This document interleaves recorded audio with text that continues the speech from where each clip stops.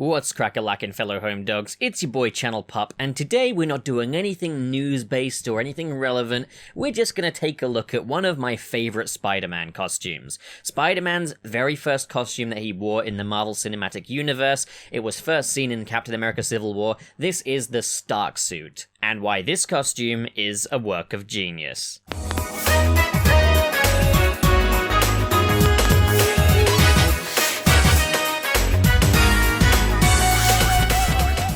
Today's video is brought to you by WinX DVD. Check out the link in the description below where you can vote for what superhero movies you're most looking forward to for the chance to win great prizes, including a PS5, an Iron Man helmet, a free copy of WinX DVD Ripper, Funko Pops, action figures, and more. So go check it out. With that out the way, let's do this. So a fun bit of trivia here, the Russo brothers, when directing Captain America Civil War, originally wanted Spider-Man to make his debut in a red and black suit. I guess because, little known fact, Spider-Man's costume was, in its first appearance, red and black. And this carried on until about midway through the Ditko Lee era of Spider-Man comic books before it was changed to red and blue. It could also be that the Russos wanted this to distinguish this Spider-Man from the other live-action Spider-Man we had already had. But lo and behold, Marvel Studios opted to have Spider-Man make his debut in his more well-known red and blue color scheme. And I think the reason for this being, when Spider-Man made his first appearance fully suited up, he needed to make that first impression that this is indisputably Spider-Man. It's our first time seeing this character in this universe and our first time seeing this character among other superheroes, so it needs to look right. You need to sell the audience immediately that this is Spider-Man. So they concocted probably the most classic looking Spider-Man costume that we have ever seen. But it didn't exactly start off as we saw it on screens. In Captain America Civil War during production, Spider-Man sported a slightly different design. A design a bit more in line with Spider-Man's previous film looks while retaining some of what makes the MCU Spider-Man distinctive. Like the MCU Spider-Man we're familiar with, it does have the shutter eye lenses that are very inspired by the John Romita look. However, more like the Sam Raimi and Amazing Spider-Man 2 costumes, the webs are once again raised and silvery looking. The spider on the chest is pretty much exactly as it appeared in the early John Romita Sr. run, and all of the red sections have these red outlines going around them. There are no black stripes going down the arms and torso either, making this perhaps the most classic looking Spidey we've had yet. So why did they get rid of this? Very little is actually known about why they made the change from the early production design to the final design that we see in the film. However, I've pieced together what information I could to try and make a general idea of why they will have changed the suit design. It was stated that the webs did constantly peel off of this suit and they kept needing to reattach them. Now, you could say previous Spider-Man films have dealt with raised webbing just fine, and obviously it breaks, but you have spare backup costumes, etc. Why did they not use this here? Well, I think the reason is because Captain America Civil War is a much bigger production in terms of costumes. They've got to have spare costumes for all of these characters, and Spider-Man was a very last-minute addition. They didn't necessarily have the time and budget to keep making backup costumes, so in the end they opted to CGI the costume on for this appearance. But then why the drastic change of design? Well, Kevin Feige has stated that previous Spider-Man designs have been very fussy with lots of raised webs and differing textures, and they wanted to do something a bit more back to basics, which would explain the omission of the raised webs, making for a much less textured and much less complicated looking costume. Which made MCU Spider-Man the very first Spider-Man design to not have raised webbing in any kind of capacity. As a matter of fact, the webs on this costume are incredibly subtle. So this costume would be just a back to basics red and blue Spider-Man costume with no frills. The spider on his chest was also changed to give the MCU its own distinctive logo for Spider-Man,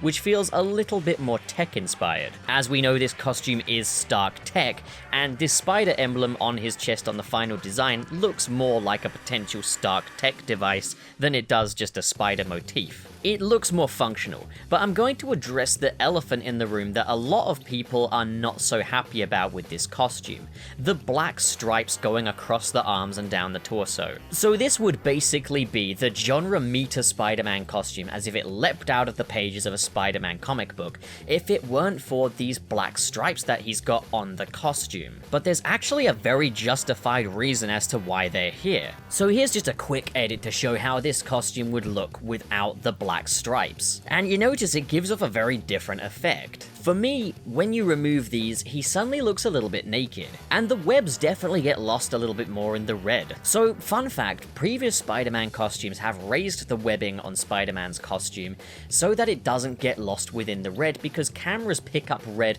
probably more fluorescently than any other color, meaning that subtle detail can get lost in there. Obviously, this costume opted to make the webs a bit more subtle, so they do get a bit more lost in it. But as well as that, suddenly the spider and the black rims around the eyes look very jarring. So why is this? Why is it that this design works so well in print, but it doesn't work here? This is because in print, naturally everything has to have black outlines, and all of the detail lost by realism is added back in by definition. And oftentimes, Spider-Man would have black shadow shading going through his red and blue portions of his costume, better offsetting the spider and the rims around the eyes. If you take away the black outlines that comic book illustrations naturally have, the black shading, suddenly black accents of this costume look a little bit out of place because there's so little of it. So the reason black or very dark grey stripes were added to the Marvel Cinematic Universe Spider-Man costume is to offset the red and blue,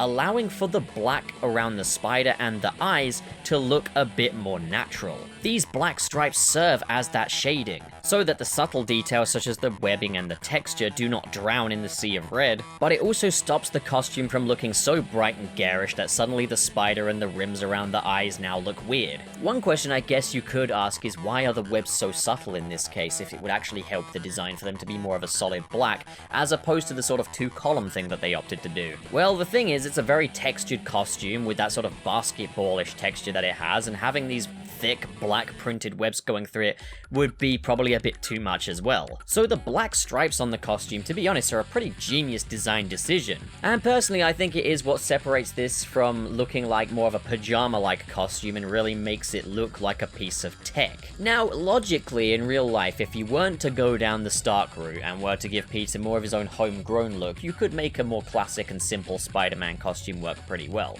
I've seen it work on cosplays as well, but this wasn't the direction that they were taking with this story. Peter Parker doesn't necessarily have the talent or the resources that your average cosplayer has, so making it so that it's Tony Stark that gives him his perfect Spider-Man classic look makes a bit more sense. And obviously it worked pretty well in the narrative that they were going for anyway. For me, Spider-Man's homecoming suit looks like the kind of thing that maybe, I don't know, John Romita or Steve Ditko saw swooping by their apartment one day, and they quickly tried to draw that, and that's what the comic book version is. This very much looks how that Spider-Man would look in real life. Which is why I think this is very much the definitive John Romita Sr. Spider-Man costume on film. We've had plenty of great Spider-Man costumes through the ages, with the Amazing Spider-Man 2 costume drawing clear inspiration from Mark Bagley's Spider-Man, just for one example, but I think this is the one that stands the absolute closest to its comic book counterpart, being John Romita Sr.'s Spider-Man. Costumes since have taken some different approaches as well. The Spider-Man costume worn at Disneyland Paris for Marvel events is still designed to fit in with the Marvel Cinematic Universe aesthetic